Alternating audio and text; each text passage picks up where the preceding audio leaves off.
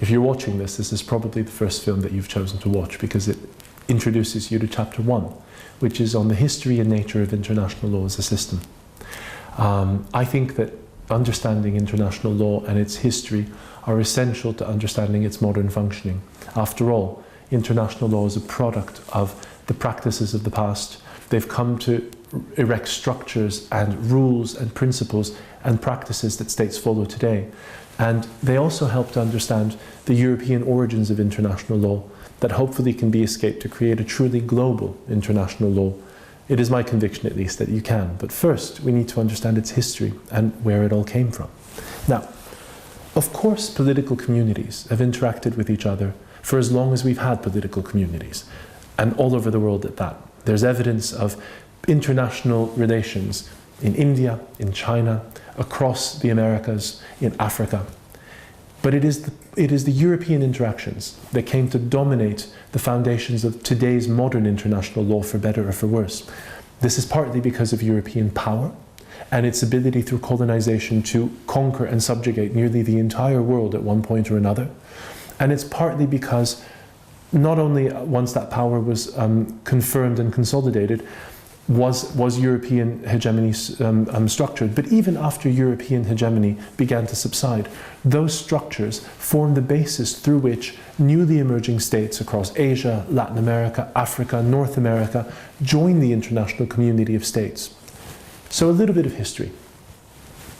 In the 15th and 16th century, Europe was caught in wars of religion between Catholics and Protestants, specifically in Western Europe. Protestants sought an end to the control by the Holy Roman Empire, and especially the Pope, of their determination of where they could go as self-organized political communities. And Catholics, through the Holy Roman Empire and the Pope, sought to impose a sort of international public order, or a European public order, based on principles of Christianity. After the 30 Years' War, this is an oversimplification, but after the 30 Years' War, there was a peace called the Peace of Westphalia, a series of treaties signed in Munster, Osnabrück, and elsewhere in that region, through which the notion that a state was independent and sovereign and could not be interfered with was confirmed. In essence, it was a bit of a stalemate between both Protestants and Catholics, but it led to the idea that now has become part of the myth of international law. The state, the sovereign, independent state. And that, for better or for worse, has been an enduring hallmark of international law to the present day.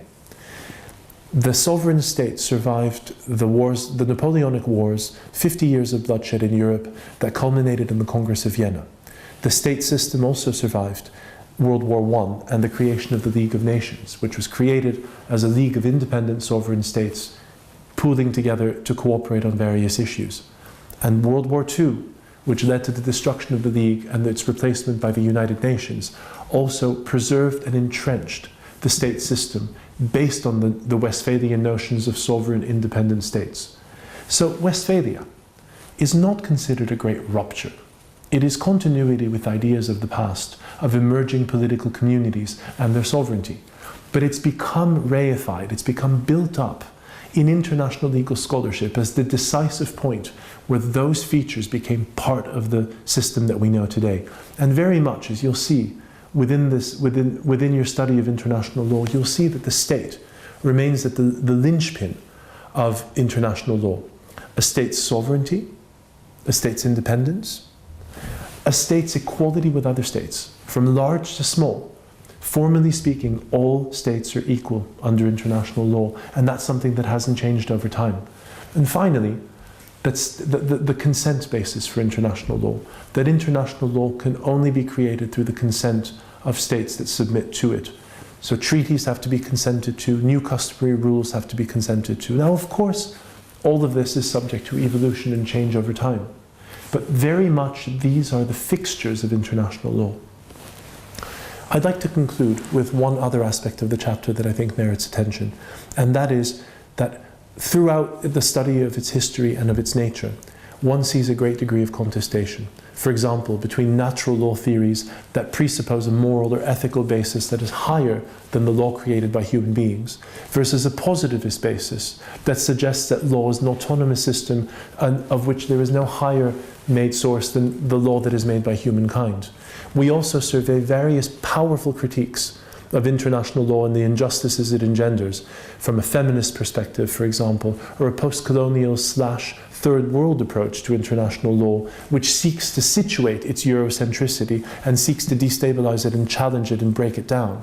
And finally, a Marxist approach to international law that suggests that rather than a formal and historical development, international law is also an economic development, one where law was used to regulate economic relations between states in a capitalist liberal form, and one that perhaps Marxism forms a focal point for resistance to it. So we seek to survey some of these theories, to explain the limitations of international law as a tool for emancipation and progress. And hopefully this helps to sketch out a very comprehensive framework for the student as you navigate throughout this textbook. Thank you.